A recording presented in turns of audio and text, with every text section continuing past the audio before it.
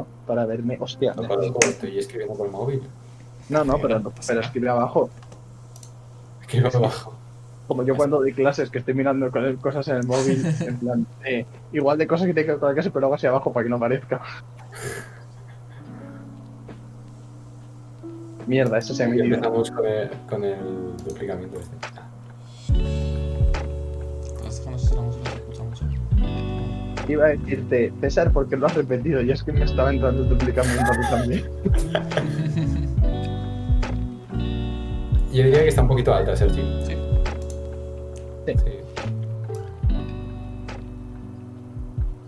Bueno, si quieres dejarla alta ahora, hasta que enganchemos un poquito. Vale. Claro, es que está guay, pero si ponemos el Discord no se ve la música y la musiquita atenta. Dejo la música. ¿Quieres el beat? Esa es la típica musiquita de Low Leaf. Sí, completamente. Pero tiene ahí su rollete. Algo bueno, una ginica, ¿quieres? No te preocupes.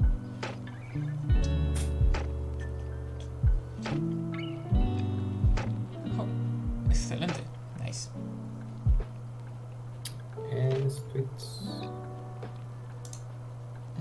O 5 personas. ¿Y nosotros somos 3 o 2? No, dos. Por Yo no- 2. Guau. Hola, gente. Hola. Hola, buenas. ¿Cómo mola esto de que te vea gente?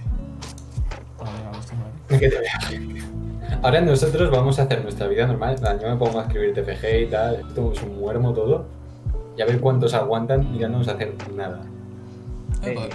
Podemos hacer también sala de estudios. Esta, claro. Arregla tu horario con César. Y César viendo streaming a las 6:30 de la mañana. Venga chicos, vamos a hacer 8 series aquí de estos de colgarte de la barra que se usa a veces en las historias. Hey, mira que anda por ahí.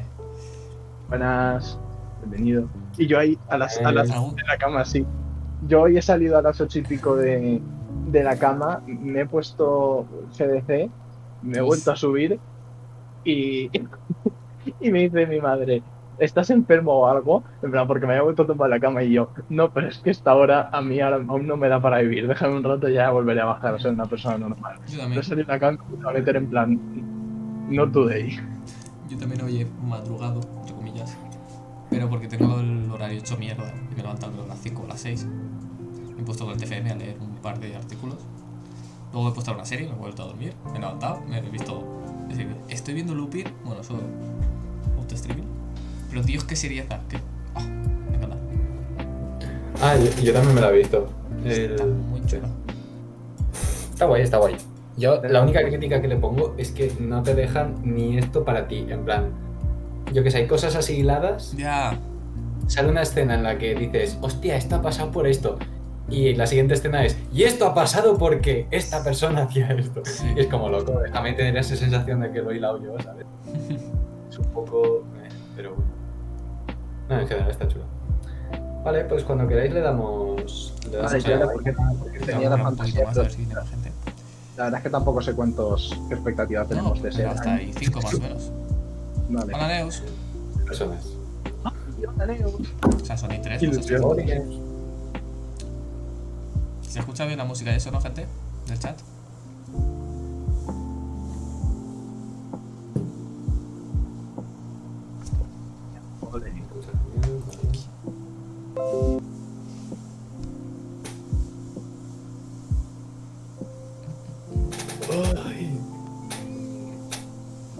Y esta vez sí que he puesto que se guarde el streaming para que se quede grabado, ¿sabes? Bien, De vamos acuerdo, mejor. de verdad. No. He intentado hacer varios por algunas cosas que pasaron en la sala de esta de estudio. Pero por A o por B se ven muy mal o son muy cortos, ¿sabes? Yo creo que sí. Teníamos dos candidatos. Vamos un poco por ahí. Seguro que hay algún archivo grande de fotos de noches en biblioteca que darían para mucho. Sí, Yo creo seguramente. La foto tuya y mía de cuando teníamos el pelo largo. El tótem. No pasa nada, conforme vaya pasando. Conforme vayamos haciendo el tonto, saldrán. Va. Más o menos. Claro, espérate, yo tengo que compartir. ¿Estás preparado para cambiar la escena y que se descuadre todo? Espérate un minutito más, algo tan- Vale. Pero primero habrá que hacer un poquito de introducción, ¿no? ¿Ves? Mira, mira. Bueno, claro, pero como esto es la introducción. Hola. Hello. Pásate. Hello.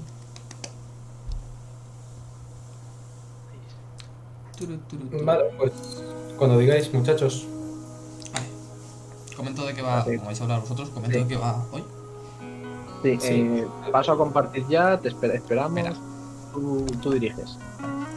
Bueno, pues hoy gente guapa del chat, gente bonita. Vamos a hablar un poquito más de de ciencia, pero esta vez vamos a tirar no tanto por la lógica abstracta que se nos fue la cabeza, a mí sobre todo la última vez, sino vamos a tirar más por la inteligencia artificial. Y aquí nuestro querido...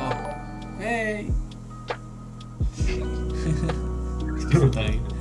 Aquí nuestro querido Alex nos va a hacer una breve introducción, pues hablando de conceptos básicos y definiciones, algunas cosas que necesitamos saber, para que después César, que es el geólogo aquí de la charla, nos hable del procesamiento del lenguaje. Que eso, pues, ya más adelante nos explicará qué es. Y luego, pues, saber qué sale a hablar cada uno de lo que le dé la gana. Vale, cuando quieras, Alex. Tengo 4 diapositivas super pochas, o sea, pero bueno, ahí estamos. Vale, Uy, se escucha. a ver, La primera es el título y la segunda es una gráfica. básicamente, la primera es el título, la segunda es un índice y la tercera es un índice. O sea, este es el nivel. Pero bueno, vale. Por si alguien no tiene mucha experiencia dentro de lo que es la inteligencia artificial de Machine Learning y tal, pues vamos a empezar hablando primero de la distinción entre inteligencia artificial y Machine Learning, después la inteligencia artificial de propósito general y no general, y luego un poco de algoritmia. Y dentro de algoritmia, pues algunos tipos de algoritmos y tal. Y luego eso intentar enlazar un poco con lo que va a contar César. A ver, básicamente, el Machine Learning es una parte de la inteligencia artificial. Por tanto, el Machine Learning es inteligencia artificial, pero la inteligencia artificial no siempre es Machine Learning. Por ejemplo, inteligencia artificial es una cadena de montaje, es la IA de los videojuegos, es una puerta automática, cosas así, que reciben un input y tienen programada una respuesta, que son acciones que en teoría requieren pensar, entre comillas, pero no tienen por qué denotar inteligencia per se. Entonces, eso, básicamente, eso sería inteligencia artificial clásica, donde tú defines un algoritmo y tú como que le pones todas las condiciones posibles, ¿sabes? Si pasa esto, esto, si pasa esto, tal. Pero como que el cuerpo del algoritmo está hecho a priori y ya actúa en función de eso. Por otra parte, el Machine Learning, tú, en vez de darle las instrucciones concretas, sí, por ejemplo, en vez de darle las instrucciones concretas, tú lo que buscas es que el algoritmo se ajuste de alguna manera, según el tipo de algoritmo que sea, a los datos que le introduces. Y si los datos van cambiando y tal, pueda adaptar ligeramente la respuesta a esos datos. Entonces, esa sería un poco como la diferencia. Luego entraremos en detalles y en otros... En otras charlas también entraremos en pues, los diferentes tipos de datos, los diferentes tipos de entrenamiento, porque ahí hay para meterte y tirarte horas y horas y horas. Vale. Después, dentro de la inteligencia artificial está la de propósito general y no general. La de propósito general es la que pensamos cuando se ven los, pues yo que sé, los típicos androides de Star Wars y 4 cosas de esas, en plan, los robots ya inteligentes completamente, que esa pues está bastante atrasada. Y la de no general son robots que pueden hacer tareas muy concretas y que digamos que no pueden pensar dentro de la caja. O sea, dentro de esa tarea pueden ser muy eficientes, pueden superar el rendimiento humano, pueden incluso dar resultados inesperados, pero no pueden ir más allá o no pueden, por ejemplo, mejorarse a sí mismos o darse cuenta de que, por ejemplo, si falta un dato, en general una IA no puede darse cuenta de que necesita un dato adicional y pensar qué dato adicional necesita. Simplemente no funcionará correctamente y alguien de fuera tendrá que intervenir ahí y tal.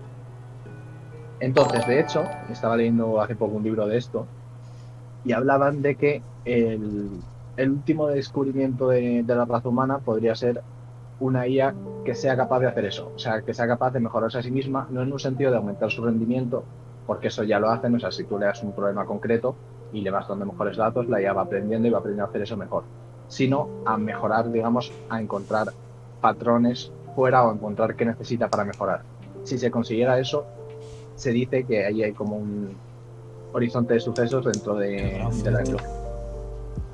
la teoría de la computación, porque a partir de ahí la IA podría mejorarse gradualmente y ya no haría falta que nadie interviniese para nada. Podrías programar una IA de esas para casi cada cosa y todos los descubrimientos ya los haría la IA. No haría falta que hiciéramos nosotros nada. Entonces, pues, como curiosidad. Después, dentro de algoritmos... Esto recibía el nombre de la singularidad. Efectivamente. Creo que sí. Tenemos el señor Asimov ya teorizó sobre eso en Yo Robot y esas cositas. Sí, ¿Era Asimov o Philip K. Dick? Ya no recuerdo bien. No lo sé. José, sí, de eso estamos muy lejos porque eso entraría ya dentro de un poco más de la inteligencia artificial de propósito general. Ahora supongo que César lo va a hablar, que si va a hablar de GPT-3, que me comentó que sí, no sé si al final comentará cosas, pero es un algoritmo que tiene que ver con cosas de lenguaje, pero que es tan grande que, por ejemplo, ha aprendido a hacer operaciones matemáticas. Entonces, eso no es como tal inteligencia artificial de propósito general, pero sí que ya hay algunos ejemplos de inteligencias artificiales que, siendo programadas para una cosa, han aprendido a hacer otras que estaban fuera de...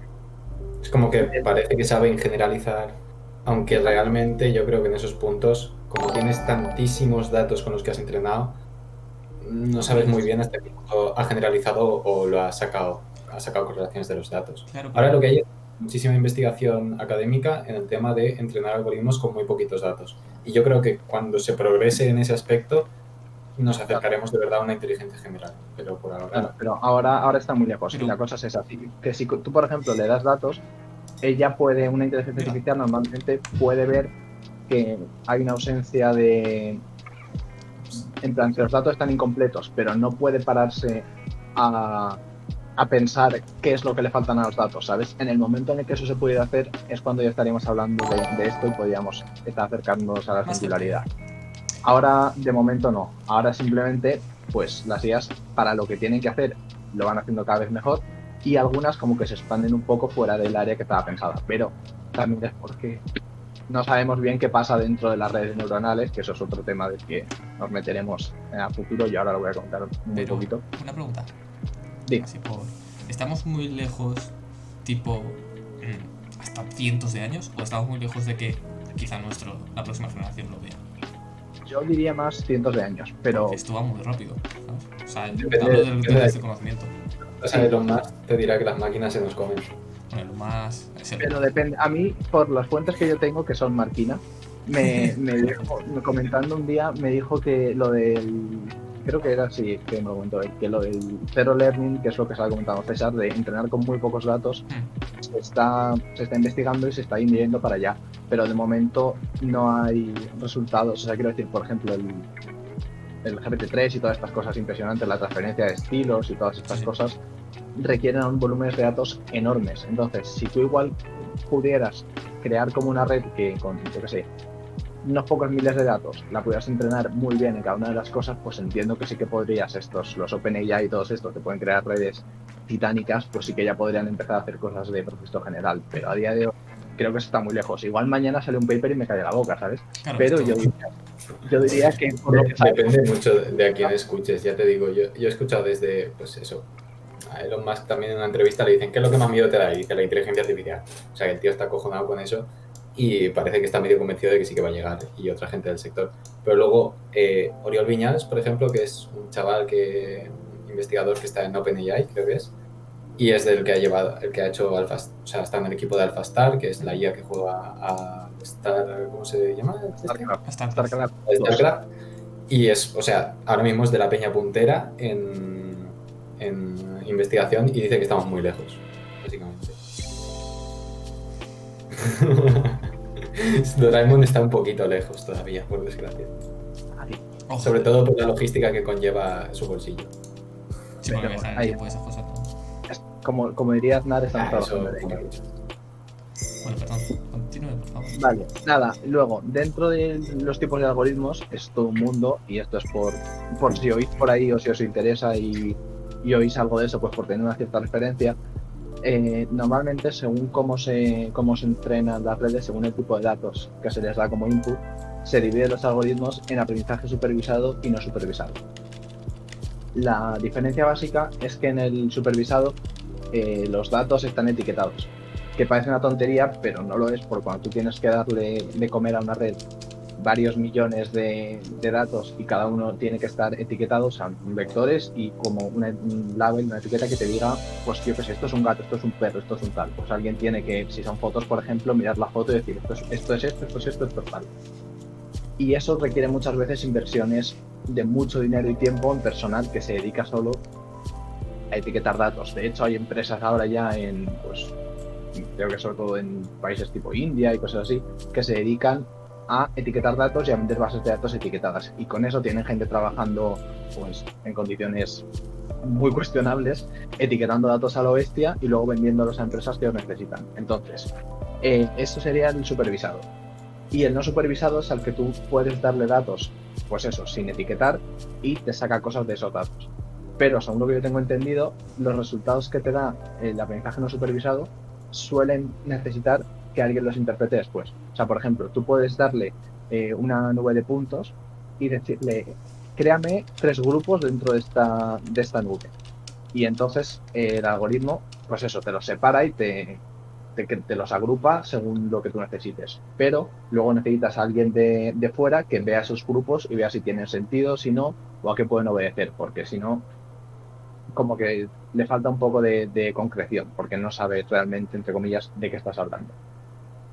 Después, según el tipo de entrenamiento, se diferencia, hay estados intermedios, obviamente, pero se diferencia entre online y offline si tú puedes ir reentrenando sobre la marcha tu programa. Por ejemplo, yo todas las cosas que he hecho hasta ahora en cursillos y eso eran en offline, que tú para reentrenar la red tenías que empezar desde cero. Para redes pequeñitas muchas veces o algunas veces vale la pena hacerlo así porque en entrenarlo tardas, yo qué sé, 1 minuto, a lo mejor 5 minutos. Entonces, programar el entrenamiento para que vaya sobre la marcha a veces casi te cuesta más que el tiempo que invertirías para hacer los 2 o 3 retoques que necesitas si es un modelo sencillito. Pero para modelos más complicados o cuando estás interactuando con una empresa que genera datos cada día, por ejemplo, o cada X días, necesitas que la red sea capaz de aprender sobre la marcha. Muchas veces lo que se hace es darle por ejemplo, a una empresa una red neuronal o un modelo preentrenado con datos de esa empresa. Se pone a funcionar, esa genera nuevos datos, la empresa que lo ha creado los almacena, va reentrenando y mejorando el modelo y así como que se va iterando sobre el modelo hasta que ya tienes una cosa un poco más competente. Y una vez la tienes es cuando vale la pena el online training y simplemente que la red sola, con los datos que se van generando ya cuando has solucionado todos los posibles problemas iniciales que puedan tener, que no siempre se tienen en cuenta durante el desarrollo, ya se pueda ir afinando sola. Entonces, pues eso, según si tienes que empezar de cero o no con datos nuevos, se divide en online y offline. Hay esos estados intermedios en los que a veces, pues, digamos, el core no cambia, pero sí que se puede afinar ciertas cosas y tal, pero lo mismo, todo esto puede dar para una charla entera. Y lo último, lo de las redes neuronales, que es 3/4 de lo mismo, puede dar para otra conversación entera, pero básicamente es un modelo en el que tú tienes unas cosas que se llaman neuronas, que están compuestas de unos pesos. Aquí vendría bien un dibujico, Ya, ¿te puedes creer que lo tenía pensado, lo he buscado en el ordenador, no lo he encontrado y he dicho, pues si no lo tengo descargado es porque no existe y ya se me ha olvidado completamente? Saca el Python. Voy a compartirlo. Qué cutre. O sea, completamente. Si alguien tiene algo que decir, que habla ahora. No, Sí, mientras lo tengo. No se cree que vaya a sacar el Paint. Cambiar pantalla. Saca el Paint. Pum. Alex, saca el Paint. El que no se saca el Paint para dibujar es un parguera. Efectivamente. Sí, que os acabo de enseñarlo. Aquí Ahí, está. dale red neuronal, dale capas. Vale, no, voy a hacer una neurona y 4 cosas, O sea, básicamente, esto no es un círculo. Básicamente, Y para eso va la inteligencia artificial, para saber que eso no es un círculo. tú tienes aquí una cosa Que eso no. que se llaman neuronas, ¿vale? Y. No, un segundo. Maestros en el país. Efectivamente, un segundo. Aquí tienes unos. Imaginemos que estos son unos datos que entran aquí al. No, la flecha no va para allá. Vale, tú de momento tienes esto, que son los datos que entran en la neurona. Gracias a esa gente que invierte su tiempo en vernos y dibujar. Dentro de la neurona tienes una cosa que matemáticamente es de esta forma. Sí, bueno, que es una función. Sí, pero de esta forma concreta. Bueno, Donde W son los pesos, que es lo que permite que la red se entrene. X, los datos que entran. Sí, ya sé que tengo que hacer más grande, pero estamos trabajando en ello también. Y B es un factor que ahora mismo no me sale la palabra, pero. Claro, eso, ahí. ¿Sesgo? ¿Puede ser? No es sesgo, es otra palabra, pero bueno, Sí, básicamente. Confirmación. Sí, Valor de confirmación o algo así. No me acuerdo cómo se llamaba, pero vale. La idea es que esto sería el funcionamiento de una neurona. El W es el peso y es lo que tú tienes que asignar para. Vale, no. El W es el peso y es lo que cambia durante el entrenamiento. Básicamente eso vale algo. Es como qué cantidad de ese X de cada, porque X es un vector, qué cantidad de cada entrada del vector tiene que entrar, qué importancia le das a cada una. Y entonces eso es lo que, iterando sobre los datos, va cambiando hasta que cumple su función específica. ¿Qué pasa? Tú, en realidad, en una red lo que tienes son varias neuronas conectadas, ¿vale? Por ejemplo, un ejemplo así muy sencillo sería una cosa así. Quien dice varias dice unos cuantos millones. Claro, hasta unos cuantos millones. Sí, ojo. Obviamente estos mismos datos también se entrarían en esta neurona. Un segundo, voy a hacer aquí una copia. Maravilloso. Yo tengo una sugerencia. ¿No crees que sería más fácil buscar una imagen en Google? Sí, pero... Pero esto es más divertido. Claro, esto tiene... Ya, eso sí. Vale, así. ¿Qué pasa? Para los que estéis ahí con las matemáticas, esto básicamente es una composición de funciones al final, porque aquí el X de esta neurona es el output de esta, que sería el F de tal. La F, de la que no habla aún, se llama función de activación y es lo que hace que la neurona no sea una aplicación lineal. Que esto, breve cosa de matemáticas, cuando tú compones aplicaciones lineales entre ellas de esta forma, el resultado final sería una aplicación lineal, porque tú puedes ir multiplicando las W entre ellas, sacando las B y tal, y al final te quedaría pues otro W estrella X más B estrella, que al final sería otra recta. Por tanto, no tendría mucha gracia hacer redes súper complejas si tú lo único que hicieras sería componer funciones lineales. La F es lo que te permite modificar esa función lineal y darle el propósito que tú quieres. O sea, hay varias, no me voy a poner a hablar de ellas, y cada una cumple un cierto propósito. Alguna te divide los datos en negativos y positivos según cómo los quieras categorizar. Hay varias. Y esas te alteran la linealidad de la función. Según el propósito que tú quieras darle a esa neurona o a esa capa de neuronas, porque las redes, esta es una muy sencillita que tendría 2 capas de profundidad y 2 neuronas en la primera capa. Pues según el uso que quieras darle a cada capa, lo grande que la quieras o el propósito que tenga, puedes elegir una función de activación u otra. Y eso es lo que luego te permitirá dar versatilidad a las redes.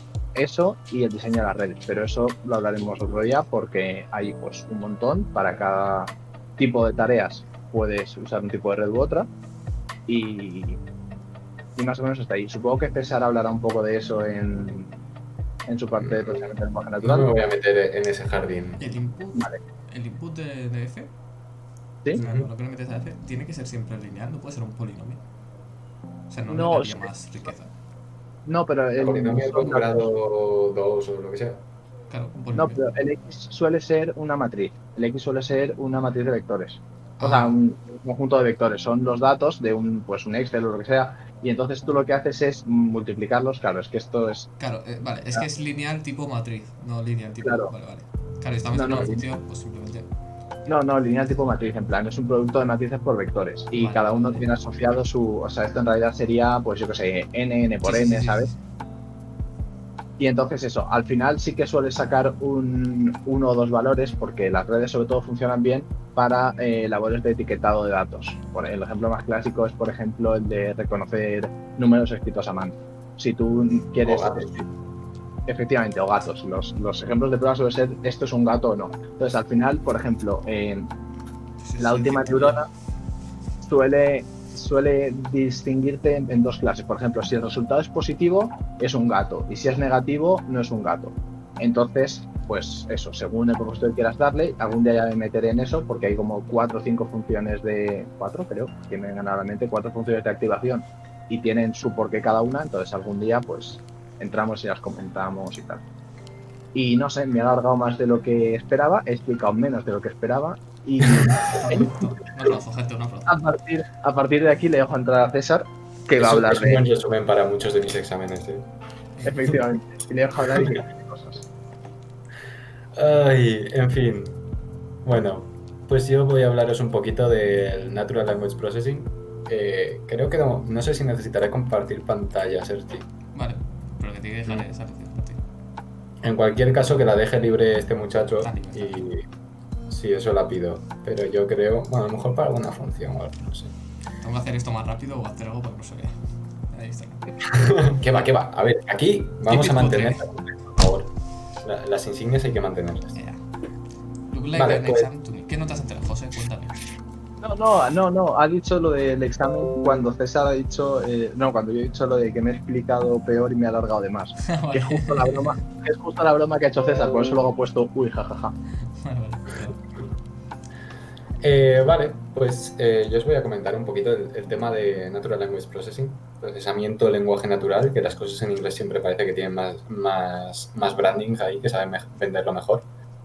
Pero bueno, básicamente, a ver, realmente es un área muy amplia, no es solo de inteligencia artificial y no es solo de machine learning. O sea, al final es un área que ha involucrado la lingüística, la ciencia cognitiva, a cosas por el estilo. Lo que pasa es que últimamente lo que más fama tiene es la IA, porque es lo último que se ha aplicado, especialmente el deep learning.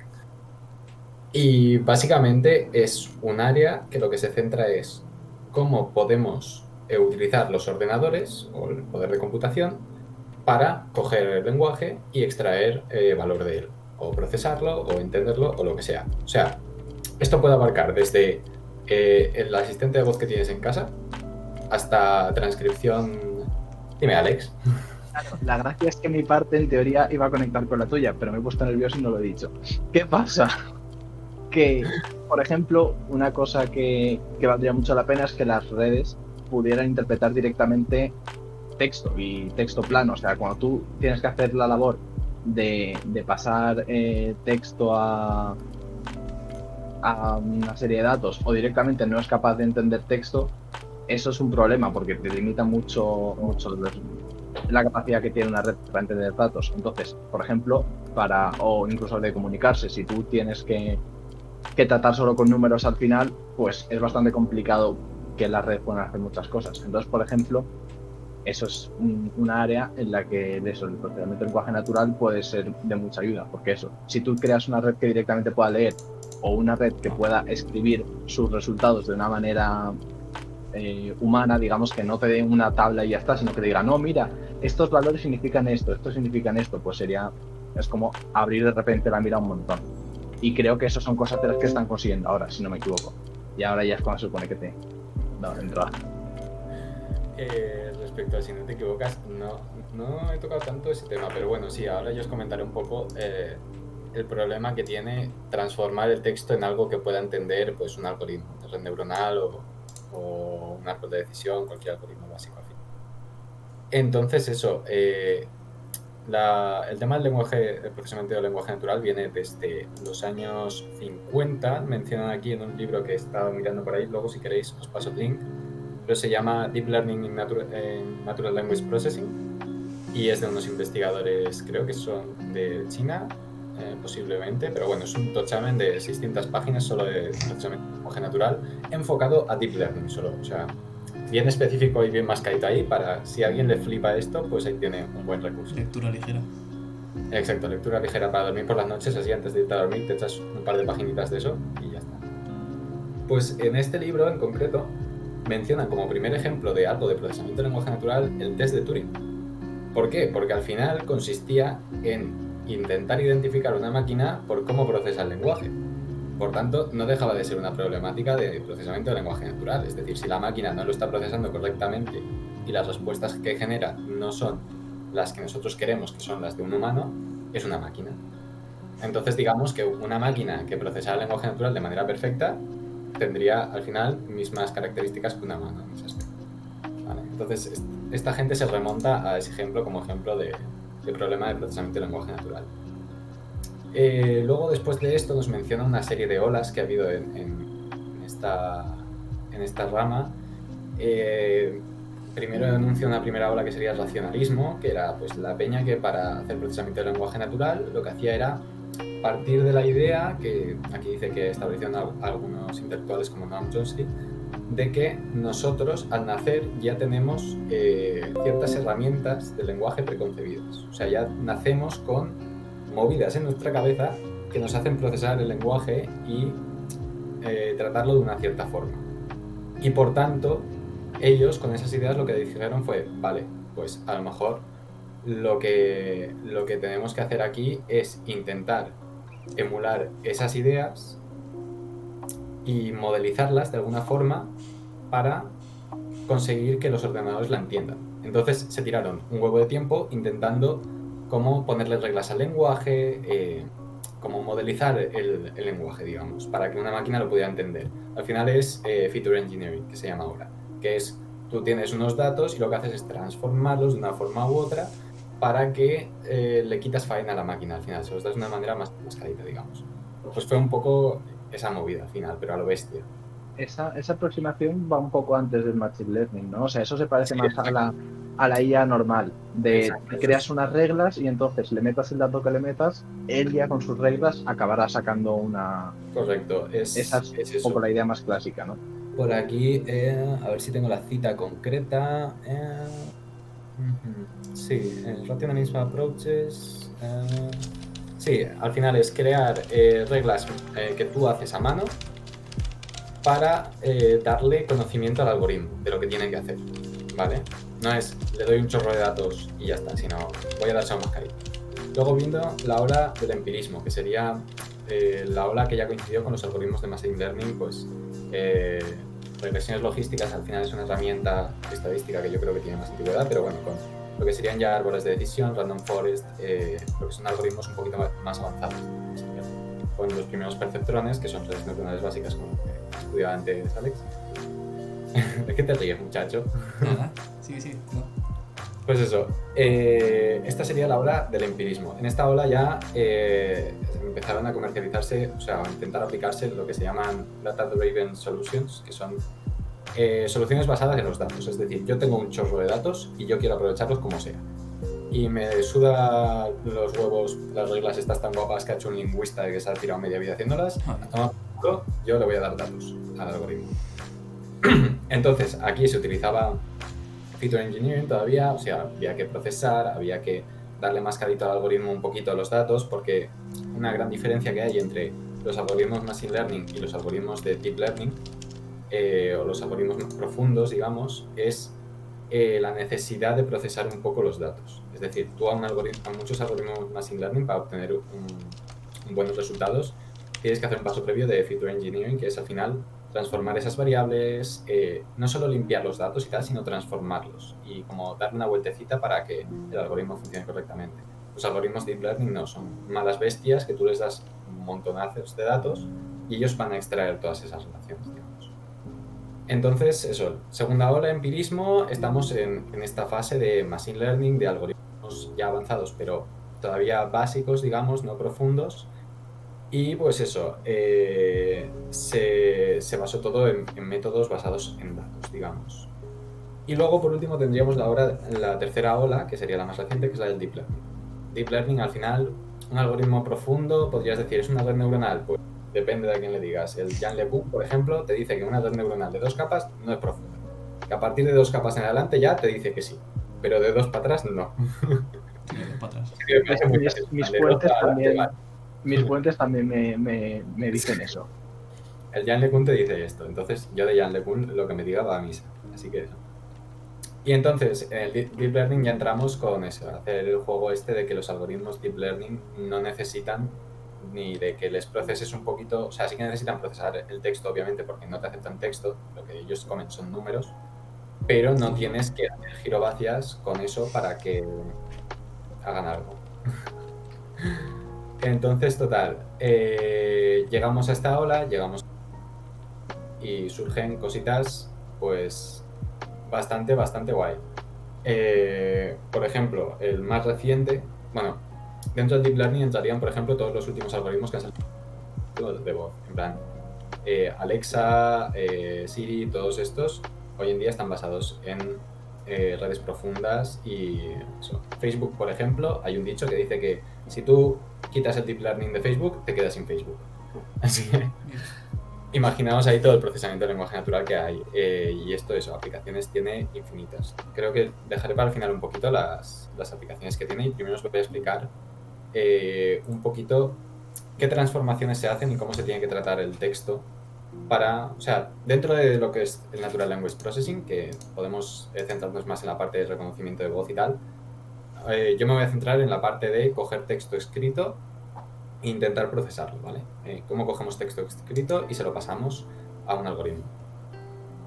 Entonces, esto serviría, o sea, los pasos que os voy a decir un poco, especialmente los 3 primeros se hacen en todos los modelos y luego los últimos sí que ya pueden variar. De hecho, un tipo no se caracterizaría, o sea, no podríamos meterlo dentro del saco de Machine Learning porque necesita el resto. Pero básicamente, unos 3 primeros pasos que se pueden añadir alguno más, que hay que hacerle al texto cuando tú descargas, yo qué sé, un artículo de un periódico. Tú quieres, yo qué sé, por ejemplo, analizar el sentimiento, en plan, si dice cosas positivas o negativas. Eso es una tarea que se hace mucho hoy en día.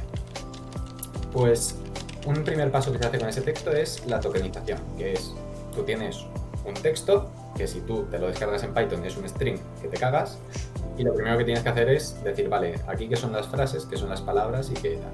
Entonces tú primero vas dividiendo en frases y luego esas frases las divides en palabras y eso se llama tokenización. Acabar con tokens que son como palabras únicas, digamos. Eso, de hecho, bueno, esto lo comento luego mejor, que si no os voy a liar. Después de este proceso, dentro de eso se entra a separar los puntos, exclamaciones, todo eso. Es que me suena que había como casuística, en plan, podías elegir si los signos de puntuación y exclamación eran letras o no, si los quitabas todos, y me suena que por ahí había casuística de eso. Eso varía mucho el significado de una frase.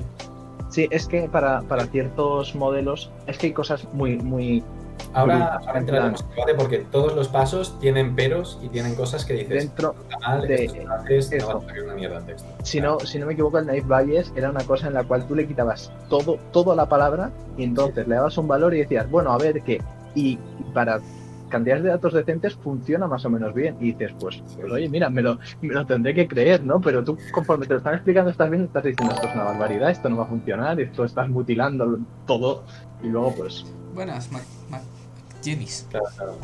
Al final, el mayor problema que tienen el tema de procesar texto es que el lenguaje es tan complejo y de esto podríamos tener gran debate. O sea, con tema lenguaje te puedes tirar aquí un buen rato charlando de hasta qué punto define nuestro conocimiento y mierdas de estas y luego lo expresivo que es en su contexto y luego si te metes ya a cómo está evolucionando. Hoy en día, por ejemplo, la cantidad de lenguaje coloquial que se gasta y todo esto, te pones a analizar tweets y cágate para analizar un tweet, o sea, con la de ironía, con la de mierdas que mete ahí la gente, ponte a hacer sentimiento análisis de eso, te vuelves puto loco, o sea, a Freud puede analizar eso, ¿sabes? A ver, Alex, que te han pedido por aquí por el chat que nos expliques más la chapuza esa que has hablado. No, pero eso supongo que el César hablará de cosas, pero el Naive Bayes, pero es que hay que hablar más del proceso previo. Entonces luego, al final, se sigue siendo interesante. Un poquito más, no lo dejes ahí. No, luego en preguntas y respuestas comentamos cosas. Me lo apunto. Pero que esto no es una clase, tío. No, pero voy a comentar yo todo el proceso un poco de claro, distintos pasos que hay y luego ya cuando tengamos una visión de todos los pasos que hay, porque hay varios, ya podemos hablar de algoritmos, que era lo que iba a comentar. Claro, okay. Esa es. Entonces, dentro de los pasitos estos habíamos hablado de la tokenización.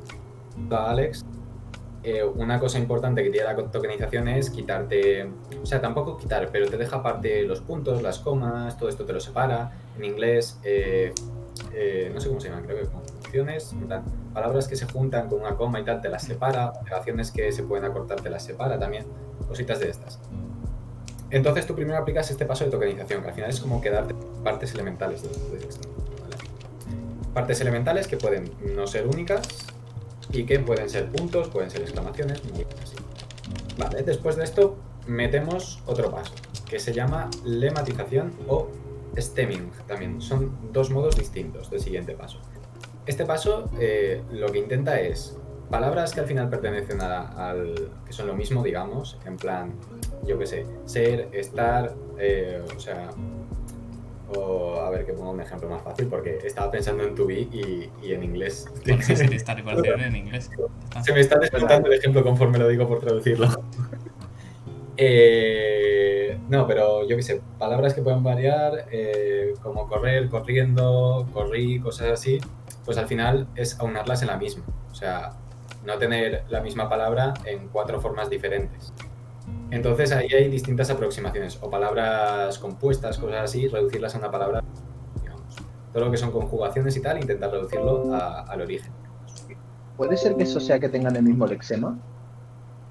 Está la opción, o sea, tú lo puedes hacer por la parte de, espera que lo mire porque si no las diré al revés, y hay una que es truncamiento, que es, tú tienes una palabra y la reduces al lexema, ¿no? 7 palabras iguales que esta, que varían estas 4 letras, pues corto esas 4 letras y me quedo con esta, ¿vale?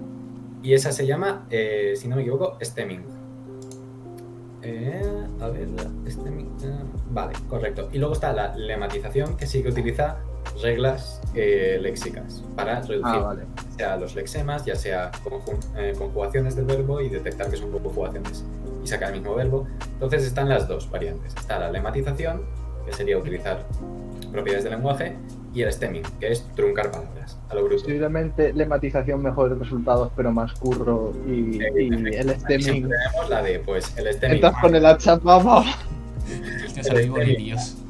Y te funciona muy bien en muchas situaciones y es muy rápido, pero la lematización sería lo correcto, digamos, lo fino. Trabajar con él. Pero bueno. Lo fancy. Depende. Bueno, no lo digo que a lo mejor lo ofendemos a ti. Voy a decir, si te pones el gorro de ingeniero, haces esto. Just kidding. Luego tenemos. Vale. Entonces, ya hemos cogido nuestro texto, hemos separado en palabras, signos de puntuación y tal. Hemos cogido las palabras que eran más o menos complejas, que tal, y las hemos reducido a sus raíces. Otra, ¿qué nos queda hacer? Pues ahora, por ejemplo, tendremos un montón de palabras que se repiten mucho, como opciones, como preposiciones, cosas así, que al final no siempre aportan valor al texto. Realmente sí, pero tal y como lo estamos entendiendo, que es por palabras sueltas, no aportan valor al texto y tenemos que quitarlas. Entonces, ese paso se llama quitar stop words, que al final stop words es como un conjunto de palabras que no aportan mucha información al texto y que se repiten mucho generalmente. Eso, si buscáis por internet, de normal hay como listas ya predefinidas, en plan stop words para, yo qué sé, para inglés. Y tienes una serie de palabras que se suelen repetir mucho, las cuales tú pillas tu texto, te cargas todas esas palabras y ya. ¿Vale? Luego, aquí en medio, pues, al final este procesamiento es de datos. Cada uno tiene sus técnicas, cada uno tiene sus formas, cada uno le apetece modelizar, yo qué sé. Si, por ejemplo, estás trabajando con idiomas como el castellano, el valenciano, yo qué sé, o incluso más complejos, al final, contra más complejo es tu alfabeto, más complejo es este procesamiento. Si tú lo haces en inglés, no tienes problemas de acentuación, no tienes problemas de, yo qué sé, de algunas conjugaciones, cosas así. Si tú lo haces en alemán, pues será muchísimo más complicado. Entonces, es complicado el preprocesamiento de texto, pero estos 3 pasos, digamos, que son los básicos que comparten siempre. Y ahora entramos en la parte ya complicada, sin entrar todavía en lo que es el algoritmo en sí, que es el feature extraction, que al final es transformar esas palabras, ese texto que tenemos, en números. Tú, al final, a cualquier algoritmo lo que le tienes que dar son números. No le puedes dar una palabra porque te va a decir qué cojones haces, chaval. Entonces, tú tienes de alguna forma pensad así abstractamente, ¿cómo cojo yo un texto, un conjunto de palabras que tengo, que yo sé que tiene más o menos sentido, y lo transformo en vectores, en números o algo de lo cual un algoritmo pueda extraer un mínimo de sentido, ¿vale? O sea, es como, pues le asigno un número a cada palabra y se lo paso, pues el algoritmo probablemente no entienda mucho qué está pasando. Entonces aquí hay un montón de aproximaciones, han ido variando con el tiempo, haciendo más complejas con el tiempo. La primera de todas, que es la más estúpida, digamos, y la típica que se ha hecho, es la que se llama Bag of Words, que es bolsa de palabras. Y al final es, tú pillas ese texto que tienes y te montas un vocabulario. ¿Un vocabulario qué es? Pues asignar un número a cada una de esas palabras, literal, únicas, digamos, que tú tienes. Entonces, tú coges y dices, vale, la primera palabra del texto va a ser la 1, la segunda la 2, la tercera la 3, y te montas como, tú tendrías un macrovector, cada posición del vector representaría una palabra, digamos, ¿vale? Entonces yo ya tengo un vector enorme y cada posición de ese vector representaría una palabra, digamos, pero yo los represento como un... ¿vale? Entonces, claro, esos números de por sí tampoco tienen mucho sentido. Al final es una ristra de palabras. ¿Vale? Poco va a poder sacar de ello. ¿Vale? Claro, cualquier texto de esa misma longitud se podría caracterizar por el mismo vector o no, porque el este va asociado. O sea, quiero decir, por ejemplo, el número va asociado a la palabra en plan. Si casa es 1 siempre que aparezca casa, ¿no? Sí, al final, más que un número, tú lo que dices es, yo tengo 100 palabras, pues yo me voy a montar un vector de longitud 100, al cual cada posición corresponde a una palabra, ¿vale? Mi vector está vacío, pero yo sé que la posición 5 corresponde a la palabra perro, la posición 7 corresponde a la palabra gato, ¿vale? Es como que yo vuelco mis palabras en un vector, que por ahora está vacío, ¿vale? Entonces, ¿qué pasa? Yo tengo que rellenar ese vector de forma que extraiga información del texto, ¿vale? Entonces, ¿cuál es la forma más sencilla? ¿Cuántas veces se repite cada palabra en el texto? Claro, pero entonces cualquier texto que se repitiera las mismas veces acabaría siendo el mismo vector. Exacto. Vale, Ahí lo que estarías diciendo es, este texto que habla muy bien de Hitler, pero se repiten las mismas palabras que este texto que dice que fue una barbaridad, son el mismo. O sea, puedes llegar a... Vale, esa era la duda. Los mates, jefe. Obviamente, pues es complicado que coincidan todas las palabras en un texto y tal, pero bueno, esta es la aproximación más tonta que hay, digamos, entre comillas. Ave María, Ave María, Ave María. Heil Hitler, Heil Hitler, Heil Hitler. La IA. Esto es lo mismo. Exacto.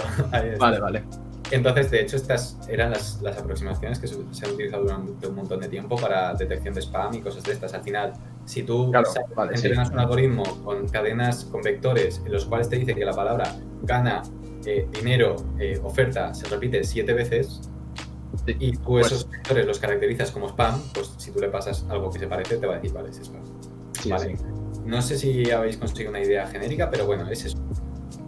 Tú te montas un vector en el cual cada posición corresponde a una palabra de tu texto y el valor que le das a ese vector en cada posición es cuántas veces se repite esa palabra en el texto, ¿vale? Por ejemplo, en la frase yo tengo un teclado en casa teclado, pues y yo tengo un en casa, tendrían asociado un 1 en el vector y teclado tendría un 2, porque aparece 2 veces, ¿vale? Así rapidito. Y esta es la aproximación más tonta, más clásica, pero funciona muy bien, al parecer. Luego hay una que Recordemos que antes todo eso has tokenizado y tal, no sé qué, entonces tampoco sería teclado, igual sería yo tengo un tecl en casa, ¿sabes? O sea, que no serían ni palabras enteras. Puede ser más o menos estúpido. Si lo hubieras hecho bien sería yo casa teclado, posiblemente. Y si yo en casa tengo un teclado con teclas, igual sería yo casa tecl, ¿sabes? Y ya está. Si has hecho un de esta bestia. Pueden pasar barbaridades ahí, pero bueno. Natural, el procesamiento. Exacto. Al final, cuando te pones a investigar esto, hay muchas veces que te echas las manos a la cabeza y dices, ¿cómo pueden funcionar las cosas, Dios? Sí, básicamente. Yo tengo el curso ya a medias por eso, porque dejé de creer en ello. Tu matemático interior te... De esta aproximación se pasó a una un poquito más sofisticada, que en lugar de decir, vale, yo a cada documento le asigno esto, es voy a tener en cuenta la presencia de esas palabras en todos mis documentos. tienes, digamos que tú tienes un conjunto de 10 documentos. Pues a lo mejor hay unas palabras clave que distinguen más a unos documentos que a otros. Y tú con esa aproximación, digamos que sí que lo distingues en cierta forma, pero tampoco sabes qué palabras son más particulares de un documento. No sabes si el hecho de que la palabra, yo qué sé, teclado, en unos documentos que hablan de informática se repita mucho es relevante. Porque a lo mejor sí, se repite mucho, pero porque todos tus documentos contienen mucho esa palabra. Entonces lo que se hace es intentar buscar la forma de distinguir palabras clave en ciertos tipos de documentos. ¿Cómo se hace esto? Pues con lo que se llama, que ahora voy a tener que buscar el término porque si no me acordar. En inglés es TF y DF, que no me acuerdo de cuáles eran las siglas. Así que os vais a tener que ir a buscarlo. La demostración queda La demostración para queda el para el lector lector interesado. La investigación. Yo lo vi en Term Frequency Inverse Document Frequency. O sea, frecuencia del término inversa de frecuencia del documento. ¿Vale? La fórmula... creo que ahora sí que va a ser el momento de compartir pantalla. O sea, Sergi, prepara Sí. el gato. I'm ready. Porque si no os enseño la formulita, pues a lo mejor está complicado. No ha ido tan lento. No, está bastante bien. Vale, la formulita es esta de... Formulita. ¿Vale? Básicamente esto nos dice cuántas, o sea, con qué frecuencia aparece una cierta palabra en nuestro texto, ¿vale?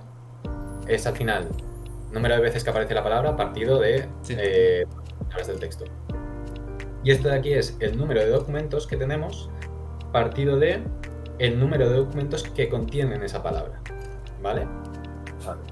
Entonces, más o menos la idea de qué es cada cosa la tenemos. Ahora vamos a explicar un poquito cómo se comportaría esto, ¿vale? Aquí tenemos un logaritmo.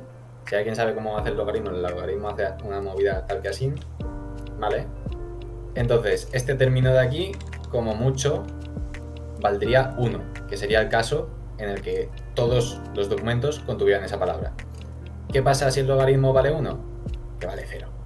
Entonces, ¿qué pasaría? Que se nos anularía toda la función. ¿Qué quiere decir? Que esa palabra es completamente irrelevante, digamos, en nuestro corpus, en nuestros documentos.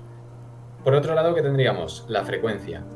¿Esto cuándo valdría 0? Cuando la palabra no aparece en ese documento. Entonces, si esa palabra no aparece, pues la palabra tampoco es relevante, ¿vale? Entonces es como un equilibrio entre la cantidad de veces que aparece en los documentos y la cantidad de veces que aparecen en nuestro documento en particular, el que estamos analizando.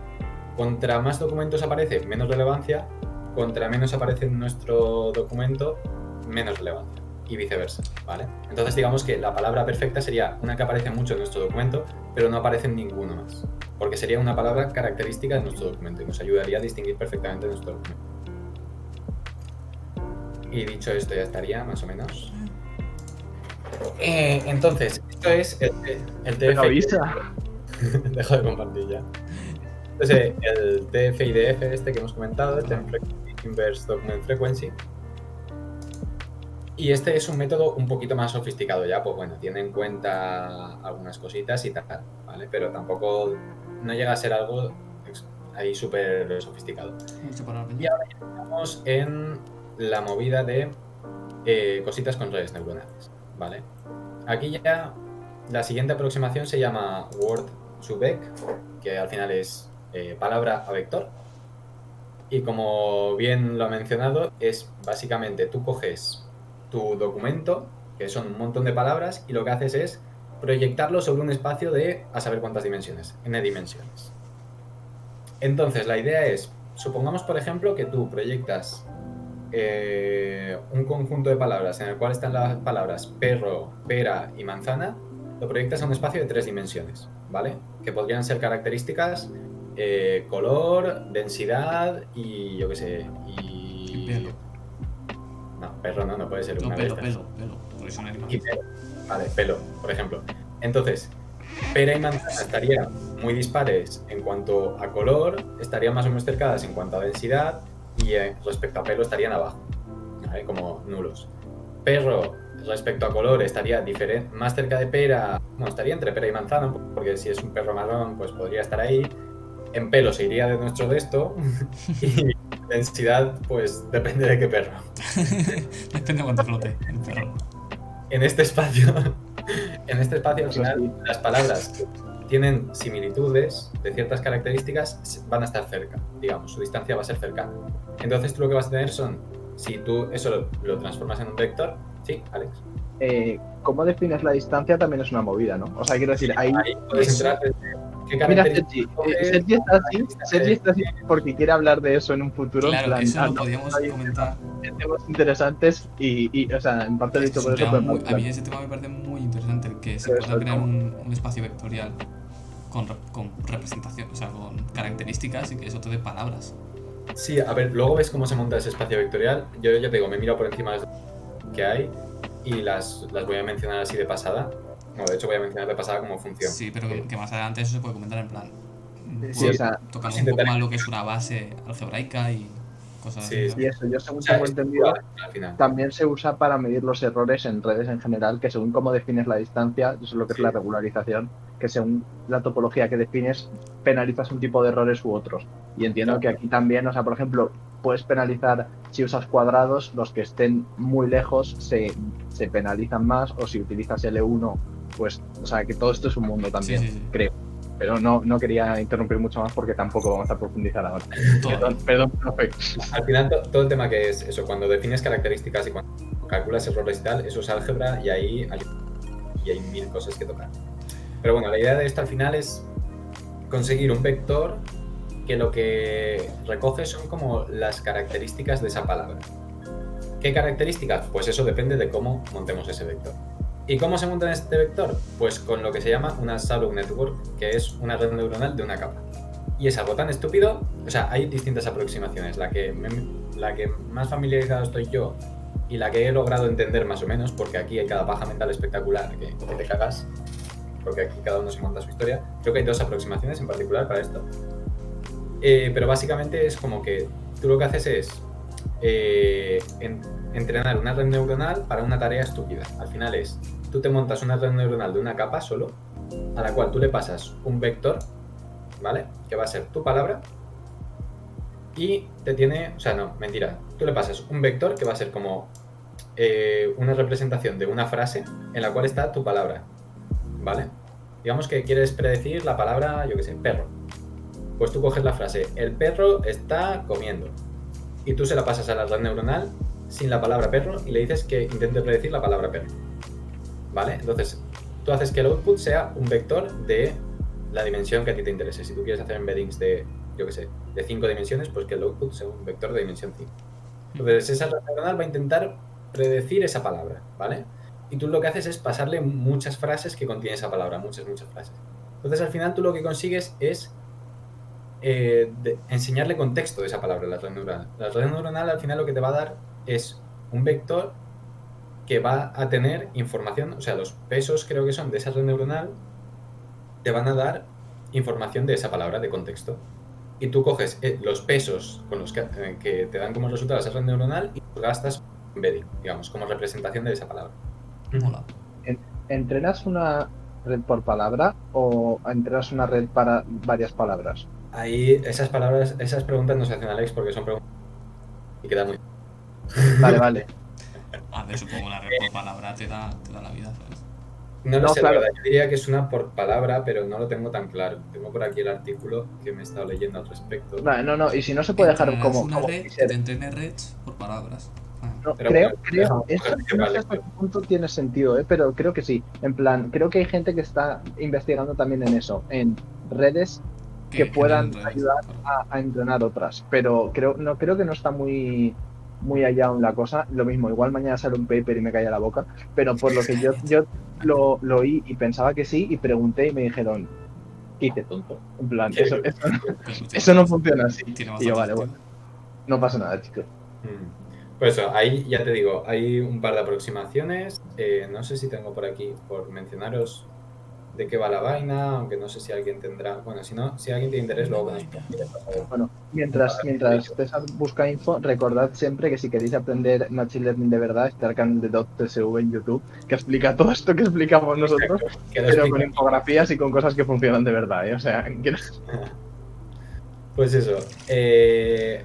Y con esto ya, luego, después de esta, habría otra próxima que es coger, o sea, lo que hemos hecho con las palabras, pero aparte de pasarle la palabra, tú le pasas el documento que la contiene entero. O sea, es como añadir más información.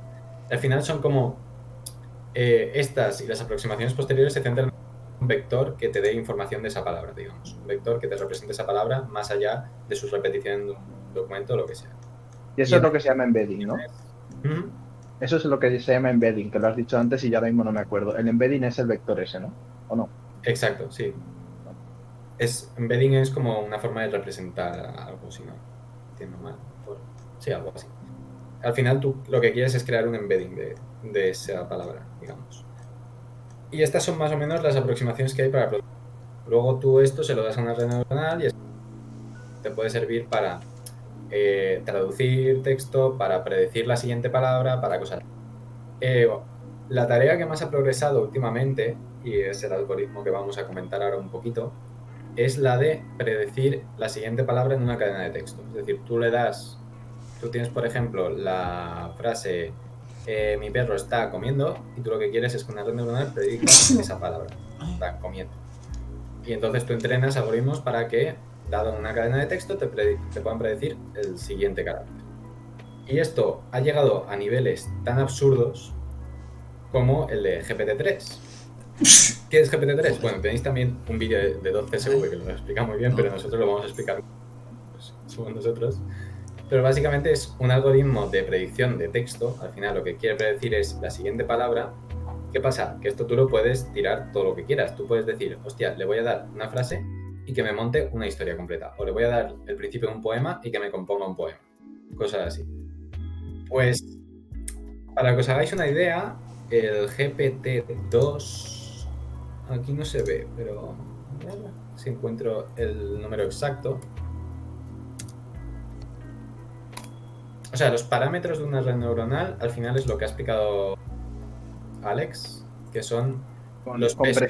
Con precisión además.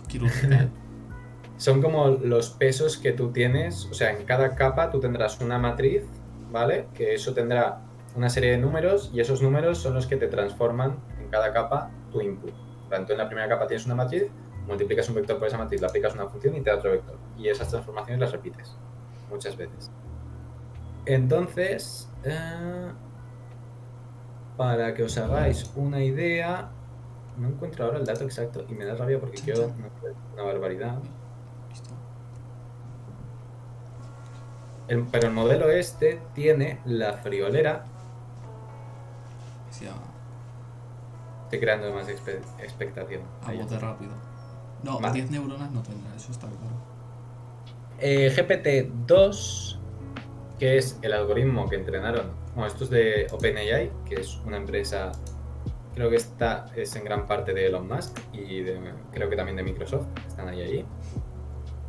Pues GPT-2 tenía 1500 millones de parámetros, ¿vale? Que fue el algoritmo que sacaron hace unos años. Pues GPT-3 tiene 175.000 millones de parámetros, ¿vale? O sea, son 3 o 4 parámetros. Y luego el corpus con el que lo han entrenado, no sé qué burrada es. El corpus al final es todo el texto que tú gastas para entrenar una red neuronal. Pues eso, no sé si era también del orden de billones. O sea, era una puta barbaridad. Pero bueno, básicamente le han pasado como... creo que recogían noticias diarias. Todos los días estaban recogiendo noticias y tenían no sé cuántos gigas de noticias, todos los artículos de Wikipedia, no sé cuántos tweets de no sé cuánta gente, todos los libros que hay digitalizados. En plan, todo el texto que han podido coger se lo han metido ahí hecho. ¿Vale? Entonces, ¿qué pasa al final? Creo que habían metido, por ejemplo, de PubMed, no sé si alguien lo conoce, pero es una página donde se encuentran todos los artículos relacionados con biociencias. Y pues cogieron los abstracts de todos los papers publicados en PubMed y se los pasaron. O sea, cositas así, por ejemplo. Me imagino a la pobre red neuronal con un embudo, ¿sabes? Y ellos metiendo la presión textos. Lo ha hecho robot. Pero, pues bueno, este algoritmo hace cosas tan escalofriantes como las que ha dicho antes Alex, que es la de, pues, de repente sabe sumar. O sea, es un algoritmo que has entrenado para que, dado una cadena de texto, te pueda predecir la siguiente palabra. O te pueda sacar más texto. Pues tú le das 1 más 1 y te sabe decir que es 2, y ya no solo eso, sino que lo sabe hacer hasta 3 dígitos. Te sabe hacer sumas de 3 dígitos, lo cual era bastante trambólico. Ha llegado al absurdo de que Peña le pase código en un lenguaje de programación y te lo pueda transformar en otro lenguaje de programación o te lo pueda continuar. O le digas, hazme esta función en Python y te programe funciones sencillas.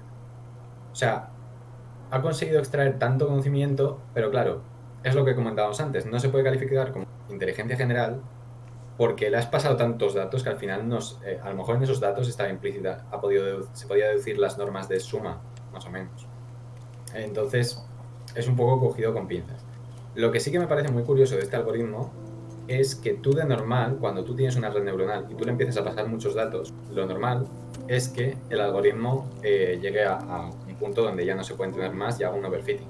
En plan, en la línea de entrenamiento, digamos, el learning rate, que sería lo mucho que acierta, si aquí estuviera 1 en 100%, pues es como que va haciendo así y llega un momento que se queda ahí y nunca llega a 1, ¿vale? Es como que deja de aprender el algoritmo, digamos. Pues aquí se ha visto que no, que tú le puedes seguir metiendo parámetros y el algoritmo sigue aprendiendo. Y no solo se ha visto respecto a los datos, que era una teoría que tenían ahí de, hostia, hasta qué punto tú puedes hinchar una red con datos hasta que deja de aprender, pues se ve que de momento no han cogido límite, sino que también pasa respecto a los parámetros. O sea, antes se pensaba que si tú escalabas mucho una red neuronal llegaría un momento que, lo mismo, si tú tienes un conjunto de datos fijo y tú le metes una red neuronal muy grande, al final lo que va de esos datos los va a sobreajustar, va a estar prediciendo solo lo de esos datos. Pues aquí han visto que tampoco, que tienen tan cantidad de datos que la red neuronal sigue tirando para arriba y sigue aprendiendo. Entonces, a lo mejor de aquí a 2 años sale, yo qué sé, con 300.000 millones de parámetros. No me parecería extraño, la verdad, tal y como están. Y es algo muy loco, y me gustaría... Para que hagamos una idea de la barbaridad de parámetros que es esa, para hacer una regresión con, creo que eran 12 parámetros y 300 datos, mi ordenador se tiró 20 minutos de procesando el MATLAB. Es verdad que no era la cosa más optimizada del mundo y tal, pero para hacer una regresión con eso, creo que eran unos 12, 14 pesos que serían coeficientes y unos 200 datos, se tiró 20 minutos. El ordenador full solo para eso, y si lo tocaba se quejaba. Sí. Entonces, a mí me llegó a pasar de entrenando en Colab, una red neuronal en Google Colab que te da GPUs para entrenar y una red neuronal sencillita y que se tire tranquilamente. Se te corta un poco, César. Se ha cortado y no se ha oído la parte importante. Es que justo se te corta cuando dices la cantidad o el número o... Espera, me subo el volumen, que sería porque lo tengo. Puedo bajarte yo. Como veas. Pues eso. Yo eso una vez para entrenar una red neuronal, nada, de 2 capas, se tiró en el Google Colab como 5 o 6 horas, tranquilamente. O sea que este algoritmo a lo mejor se han tirado tranquilamente pues 1 mes entrenándolo, además en supercomputadores de estos de la hostia que tienen ¿sabes? O sea, es absurdo la cantidad de computación que se necesita para esto. Que ahí hay un debate muy chulo que dice que realmente los algoritmos profundos son más óptimos que cosas como las máquinas kernel y cosas así. No sé, aquí hay también debates respecto a computación muy chulo. Pero yo el melón que quería abrir hoy respecto a GPT-3 es que por ahora no está liberalizado el algoritmo. Quiere decir que OpenAI lo tiene para ellos, han dejado un poco de acceso a gente y tal, y Microsoft tiene la primicia porque Microsoft es como que ha comprado OpenAI y todas las patentes le pertenecen a él. Pero, claro, el GPT-2 ya no lo sacaron al público por las consecuencias que puede tener. Consecuencias tales como que puede que haya periódicos que se planteen este algoritmo, porque se ha demostrado que escribe artículos de puta madre. Entonces, hay muchas cosas muy trambólicas que se pueden hacer con esto, y por ello no lo hicieron. ¿Qué ha pasado ahora? Que ha habido un grupo creo que era un grupo de alguna universidad o de científicos, que lo que han hecho ha sido clonarlo, y lo están clonando. Y se decía que para verano iban a poder sacar una versión de GPT-3 libre, para que cualquiera la pudiera utilizar para desarrollar proyectos. Entonces, claro, ahí está el ojo, cuidado, que se puede hacer con esto, ¿sabes? A ver, es que claro, te puede quitar un puesto de trabajo a periodista. Ya, es lo que hay, ¿sabes? O sea, la inteligencia artificial es una es la siguiente revolución industrial, no me jodas. Porque, no sé cómo es. Aquí el chaval, Es que yo, en el libro este de Kai Fu Lee, ¿no te dijiste? Que es Sí, propaganda china. Pero comenta eso de que alrededor del 40% de los trabajos que hoy en día conocemos en Estados Unidos iban a cambiar o desaparecer, ¿sabes? No, sí, ahí hay un problema bastante grande. Entonces, Además, ¿que se pueden ir a alguno? Pues es lo que hay. Ah, perdón. No, sí, o sea, con el tema de sustitución de curros hay mucho peligro. Con esto creo que creo que no era tanto sustitución de curros como, yo qué sé, al final fake news y cosas así se podrían generar muy fácilmente y con mucha coherencia, digamos. Entonces creo que tenía otras implicaciones, pero bueno. Tú puedes generar casi cualquier texto, en plan, tú puedes inventar algo y que te lo continúe, o eso, o directamente escribir reviews sencillas de cosas. Es que, a ver, incluso trabajos, o sea, quiero decir, es que puedes se pueden hacer muchas movidas. O sea, luego, ahora, por ejemplo, hace poco OpenAI también sacó DALL-E, que es otro algoritmo, DALL-E, que es otro algoritmo que mezcla procesamiento de imágenes con texto.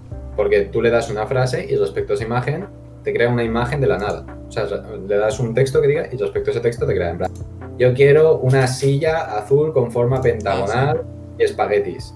Y te lo monta. Y te da como 20 ejemplos y tienen sentido. Y entonces, claro, hacían muestras, rollo, yo quiero que tenga un cuadro de no sé qué y te lo montaba y de puta madre. Y dices, pues a tomar por culo de los diseñadores, ¿sabes? Es eso.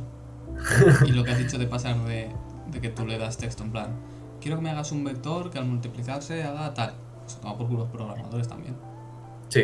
Entre comillas, porque hay que intentar programar todo esto, pero... De hecho, también creo que existía uno que te generaba plantillas de webs, por ejemplo, rollo, pero este no era con texto, Sí, este era también de... Seguramente... Este aún era con imagen, pero de esto creo que también ya hace años, del vídeo cuando lo vi y tal, que tú le decías, pues quiero que aquí vaya una imagen, aquí vaya no sé qué, aquí un cuadro de texto y tal, y te lo programaba directamente. Si ahora ya puedes traducir texto y te puede crear imágenes y tal, es que claro, es un mundo... Es que es una locura y va a ocurrir, o sea... terrorífico, sí. Se nos comen las máquinas. No sé si habéis visto el título de hoy, pero las máquinas no van a conquistar, pero ¿cómo? Porque va a ocurrir. Sí, y yo no, lo he visto ahora. Claro, y aunque OpenAI quiera... Bueno, no vamos a ponerlo todavía porque no sabemos cuántos, pero va a ocurrir. Igual que el deepfake. El deepfake.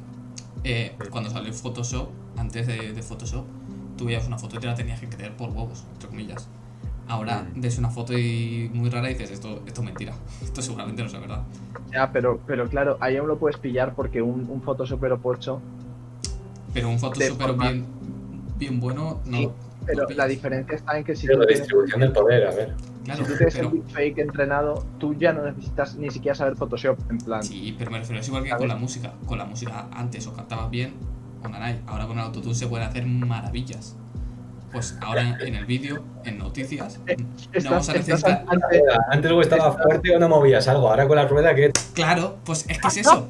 Es que es la ciencia, gente. Que muchos trabajos van a ir a tomar por culo y yo como científico estoy... Vamos a retomar un poco el hilo, vamos a volver al tema de Natural Language Processing porque tengo un último... No es ejemplo, pero es un comentario que quería hacer. No sé si os habéis enterado de toda la movida que pasó con GameStop, Sí. Yo no mucho. Yo ahí estaba sin redes sociales aún y no, o sea, sé que hubo una movida con las acciones, pero sé que hubo una movida con las acciones. O sea, esa es mi información al respecto. Básicamente fue como que hubo un montón de peña que empezó a comprar acciones para subir la marca y para con ello también y comprando acciones en corto y tal, ganar ellos pasta. Y luego aparte se suponía que joder a unos fondos de Wall Street que estaban yendo como en contra de la empresa. Bueno, total, que eso se fue de madre, subieron un montón las acciones, mucha pasta, pero especialmente hubo mucha gente particular que ha perdido muchísima pasta. Y lo quería mencionar, y tú dirás, ¿qué tiene que ver el procesamiento del lenguaje natural aquí? Pues tiene que ver en el sentido de que con esto de GameStop ha habido un montón de peña y yo veo que ha habido un huevo de promoción de mierdas de market, o sea, de stocks price y mierdas de estas y de aplicaciones, que siempre las ha habido, pero es como que ha habido un boom las últimas semanas. Y la peña de repente se piensa que por en el que dicen que van a meterle pasta a una acción, pueden comprar, echar 100 euros y sacarse 15.000 euros.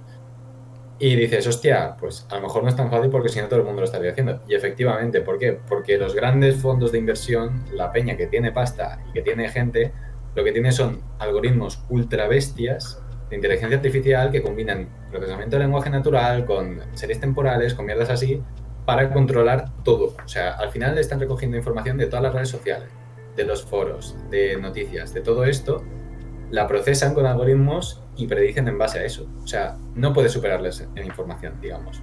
Y por tanto estás en una posición completamente descompensada. Y esto no lo decía otro que Andrew Ng. O sea, el Andrew te está diciendo que el tema de invertir con una aplicación móvil va a ir en tu contra. Porque las grandes empresas al final tienen muchísimos más medios y están mucho más preparadas. Al final la Los banca bien, sí. Todos estos que salen en YouTube ahora, ¿no? O sea, a mí, entre los anuncios de idiomas y los de invierte en fracciones de acciones sin comisiones. Exacto. Pues esa peña al final lo que intenta es vender un poquito.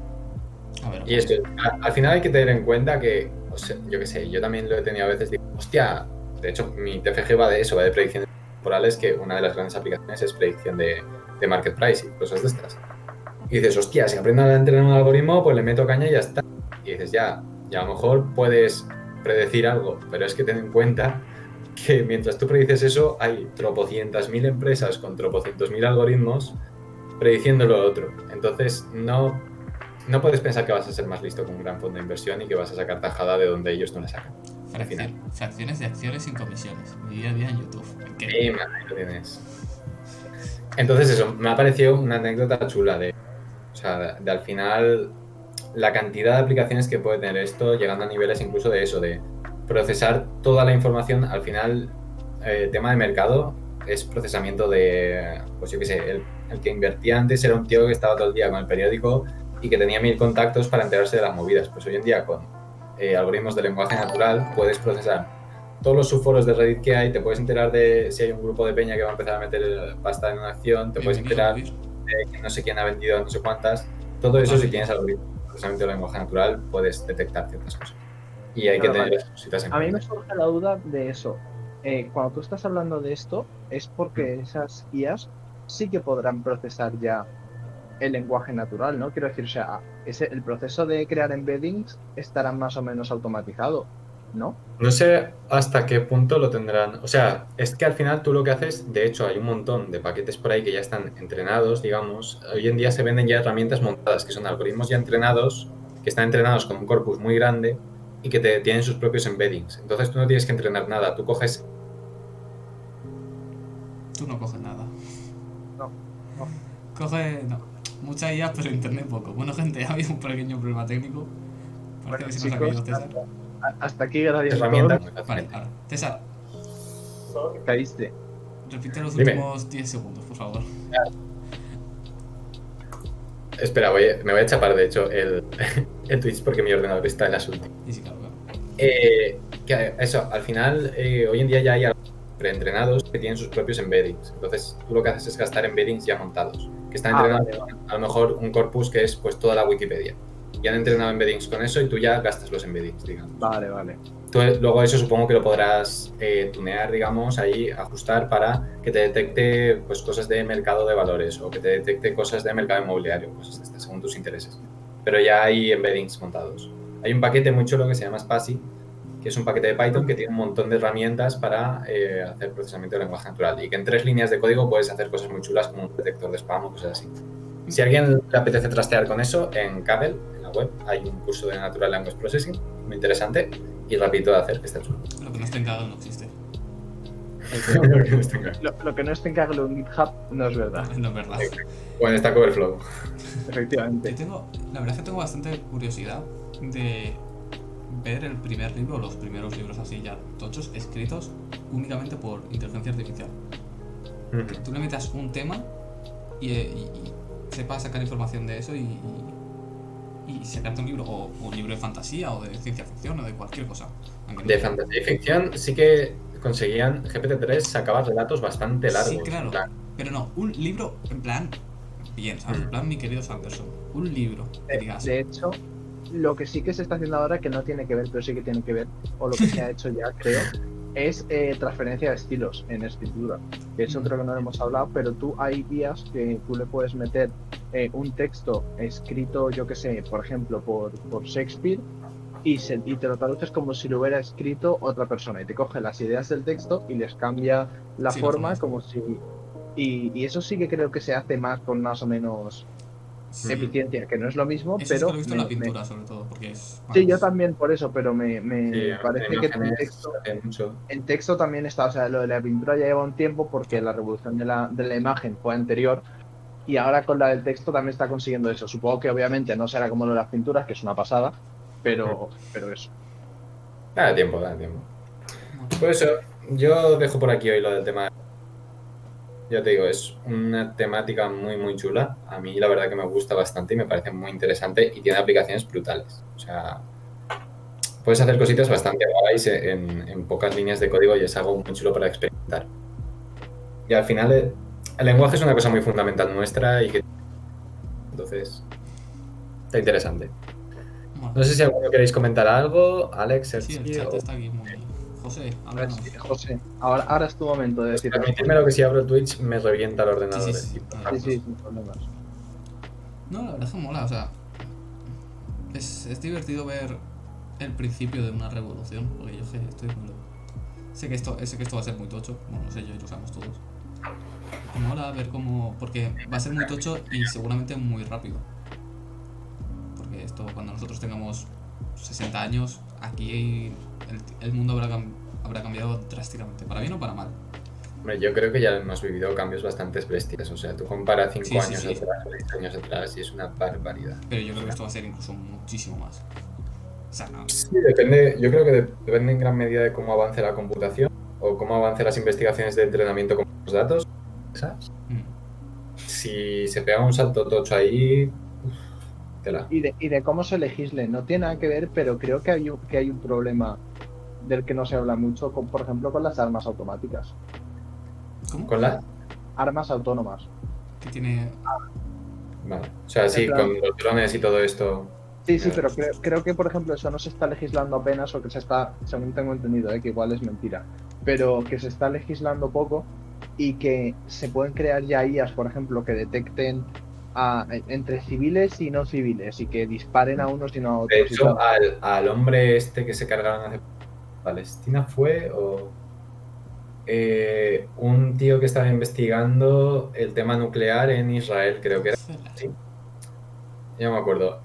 Un hombre por allá, por eso, no sé si era Israel, Palestina, por ahí, que era un investigador muy grande de tema nuclear y se lo cargaron hace poco. No se sabe quién, posiblemente Estados Unidos, pero fue con un arma autónoma que se autodestruyó. Lo suicidaron. Y eso es lo que dice José, que no hay mucha legislación. Claro, no hay responsable. Y no hay responsables. ¿Por quién es el responsable? ¿El que compra, el que dispara, el que crea el glitch? En plan, porque dices, no, es que ha funcionado mal y ha matado a 38 niños. ¿Quién es el culpable de eso? De hecho, eso es lo que tira muy para atrás el tema de conducción autónoma, por ejemplo. Claro. En China, por ejemplo, al contrario, en China lo tienen muy claro. Dice, con coches autónomos vas a reducir un 20% los... Al cielo. Me la suda que muera gente por máquinas. Va a morir menos gente. Es que es eso. O sea, pues en China la mentalidad que llevan es esa. ¿Qué te pasa? Que no seas tan categórico, hombre. No, yo es mucho. Que son temas con sus sutilezas y tal, y que tienen implicación humana, tal, Sergi. Es que no la máquina. No estoy de acuerdo.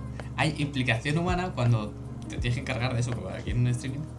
Me refiero, es lo que ha dicho César. Si mueren 200.000 personas al año porque hay... Por pocas me que aparecen porque sobra gente. Ya, pues sí. Porque, de hecho, eso es otro tema que lo estuve pensando otro día, pero bueno, ya. Si no Alex, a lo mejor le revienta la cabeza. Si mueren 200.000 personas por accidente de tráfico, pero haciendo pruebas de inteligencia artificial, de vehículos con inteligencia artificial, Si te mueren la mitad, pues merece la pena, ¿sabes? Sí.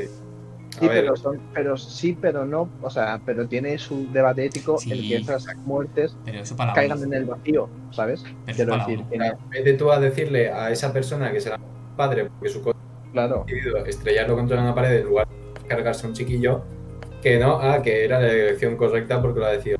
Pues Ya. esa persona te mandará a la mierda y se cagarán tus muertos 100 veces.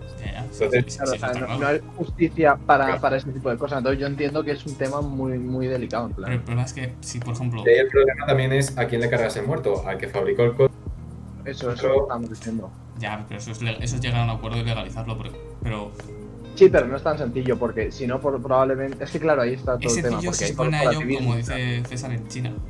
Porque aquí Sí, en no, España claro, llevamos 40 años ya con nuevas tecnologías y algunas cosas muy raras como el copyright y cosas así, y hay leyes que es que no se han, ni se han renovado ni se tienen pensado renovar y son muy antiguas. Claro, pero tú vas a Tesla y le dices, oye, que vamos a legislar para que si el coche mata a alguien, los culpables sois vosotros. Y dice Tesla, oye, ¿y si en vez de ser nosotros es el que ha programado ese algoritmo? Y dicen los otros, hombre, pues bueno, esto es un poco feo. Y dice, mira, ¿ves esta influencia Este fajo geopolítica? de billetes. Pues igual sí, y se puede liar mucho. Ya. Es esta influencia geopolítica que Pero te... yo, desde el punto de vista científico, Ay. y Nada, sí. lo de que sobra gente, yo lo pienso mucho porque sobra gente, eso es innegable. Mires como me mires, Sergi, por favor, no entres en ese... no. Es Entonces, tarde ya. no, pero Queremos cenar tranquilo. algo que estoy pensando es si la inteligencia artificial va a cambiar mucho los trabajos y todo esto. Un momento. Padre, por favor. Cierra. Deja un silencio tenso. Perdón. ¡Matadlos a todos! Matadlos a todos. Dad la orden. Si muchos trabajos de índole mecánica y todo esto van a desaparecer, no va a hacer falta tanta gente realmente para muchos trabajos. Yo creo que la población va a disminuir, pero vamos, de aquí a Lima. Si se conciencia a la gente de que no follen como putos conejos. O no con protección. Yo es lo que pienso, es mi punto de vista. Que alguien me... No, en este tema, en el libro de Kai-Fu Lee, por ejemplo, propone algunas soluciones, como son reducción de jornada, cosas así. Yo creo que, o sea, al final, por ejemplo, la problemática que se me de Kai-Fu Lee es la desigualdad que puede provocar el tema de la automatización a lo bestia.